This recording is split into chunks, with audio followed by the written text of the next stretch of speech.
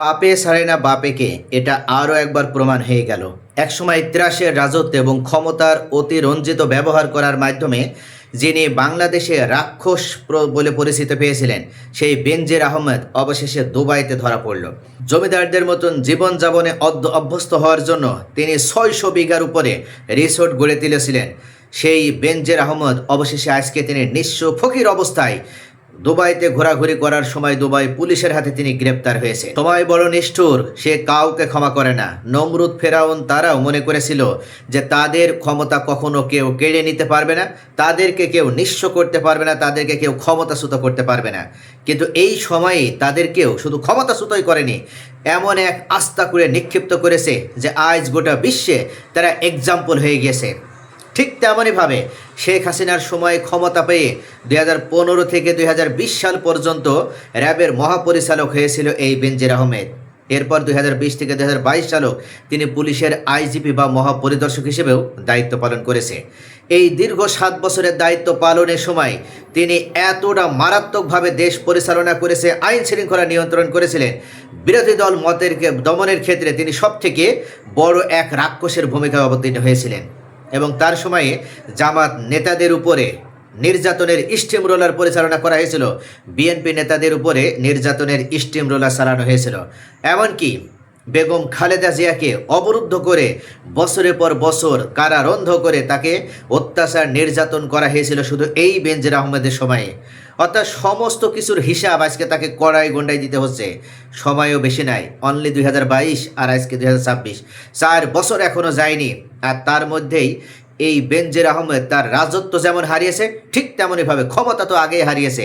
এবার তাকে গ্রেপ্তার করে দেশে আনা হচ্ছে এবং তাকে চরমভাবে বিচারের মুখোমুখি করা হবে, শাস্তি প্রদান করা হবে, যেটা বাংলাদেশের জন্য একটা অনন্য দৃষ্টান্ত হয়ে থাকবে। এই রাক্ষস হয়ে ওঠা বেনজির আহমেদের ফিরিস্তি আমরা যদি দেখি তাহলে বুঝতে পারবেন যে সে কতটা বেপরোয়া হয়ে গিয়েছিল এবং লাগামহীন হয়ে গিয়েছে। গোপালগঞ্জে জমি দখল এবং সেভানাস ইকো পার্ক নির্মাণ তার সবথেকে বড় প্রমাণ। সবচেয়ে বড় অভিযোগ ছিল গোপালগঞ্জের বৈরাগীটোল এলাকায় সাভানা ইকো রিসোর্ট ও ন্যাচারাল পার্ক নির্মাণে শত শত বিঘা জমি তিনি অবৈধভাবে দখল করেছিল। অনুসন্ধানে এক প্রতিবেদনে বলা হয়েছে এই জমির বেশিরভাগই ছিল হিন্দু সম্প্রদায়ের পরিবারের। নানা কৌশল, হুমকি, চাপ, নামমাত্র মূল্যে কুড়াই ইত্যাদিভাবে তিনি জমি দখল করে নিয়েছিলেন। এমনকি তার বিরুদ্ধে সবথেকে বড় অভিযোগ যেটা হচ্ছে এই রিসোর্টটি ছিল 600+ বিঘা জমির উপরে গড়ে ওঠা এক শয়তানের আস্তানা।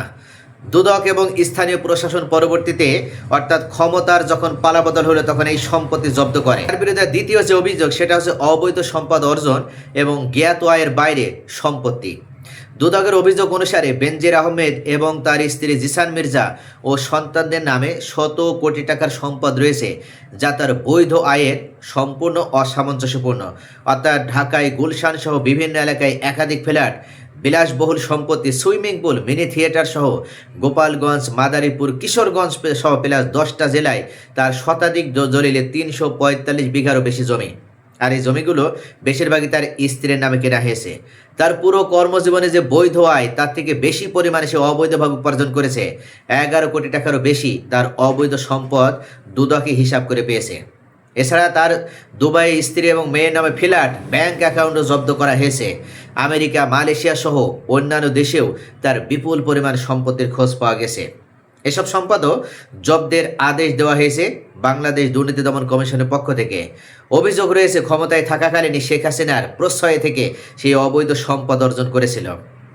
ক্ষমতার অপব্যবহার করার মাধ্যমেও র্যাব পুলিশের শীর্ষ পদে থেকে সেই প্রশাসনিক ক্ষমতাটাকে একেবারে নিজের পারিবারিক ক্ষমতা প্রয়োগের একটা কেন্দ্রে পরিণত করেছিল। টেন্ডার, নিয়োগ এবং অন্যান্য ক্ষেত্রেও অনিয়ম করার মাধ্যমে সেই বিপুল পরিমাণ সম্পত্তি গড়ে তুলেছিল। এমনকি সংখ্যালঘু সম্প্রদায়ের উপরে চাপ প্রয়োগ করে তাদের সম্পত্তিও জোরপূর্বক দখল করেছিল, নিজের নামে লিখেতে নিয়েছিল। সব মিলে অবশেষে দুর্নীতি দমন কমিশনের পক্ষ থেকে ইন্টারপোলের সাহায্য সহযোগিতার ভিত্তিতে দুবাই পুলিশকে ব্যবহার করে দুবাইয়ে তাকে আজকে গ্রেপ্তার করা হলো। অর্থাৎ পাপের রাজত্ব যে বেশি দিন স্থায়ী হয় না, এটাই তার আরও একটা অনন্য নজির স্থাপন করলো। ক্ষমতায় থাকাকালীন ফেরাউন, নমরুদও মনে করেছিল তাদেরকে ক্ষমতা থেকে নামানোর মতন ক্ষমতায় পৃথিবীতে কারণ নেই। কিন্তু আমরা আশ্চর্য হয়ে যাই, মুসা যার ঘরে লালিত পালিত হয়েছিল সেই মুসার হাতে তার পতন হয়। এমনকি নমরুদ যিনি খোদা বলে নিজেকে দাবি করেছিল, সেই নমরুদ পৃথিবীর সবথেকে নিকৃষ্ট ছোট একটা প্রাণী। মশার কামড়ে তার জীবন শেষ হয়েছিল, ক্ষমতার বাহাদুরি শেষ হয়ে গিয়েছিল। আর শেখ হাসিনার পতনের পর একসময় বাংলাদেশের প্রশাসনিক ক্ষেত্রে সবথেকে বড় দানবে পরিণত হওয়া এই বেনজির আহমেদ 2015 থেকে 2022 তিনি র্যাবের মহাপরিচালক এবং পুলিশের মহাপরিদর্শক হিসেবে দায়িত্ব পালনকালে যে অনিয়ম করেছিল, যে পাপের রাজত্ব গড়ে তুলেছিল, অবশেষে আজকে তার সেই পাপের রাজত্বেরও সমাপ্তি হয়ে গেল। অর্থাৎ ইন্টারপোলের সহযোগিতায় এবার তাকে দুবাই সরকারের মাধ্যমে বাংলাদেশে ফিরিয়ে আনা হবে এবং দেশের মানুষের সামনে তাকে বিচারের কাঠগড়ায় দাঁড় করানো হবে। এই ঘটনা থেকে এখনও সবাইকে শিক্ষা নিতে হবে, নতুবা পরবর্তীতে যারা এবার এই রাক্ষস হয়ে ওঠার চেষ্টা করবে, এই দানবে পরিণত হওয়ার চেষ্টা করবে, তাদের পরিণতি কিন্তু এর থেকে ভয়াবহ এবং মারাত্মক হবে।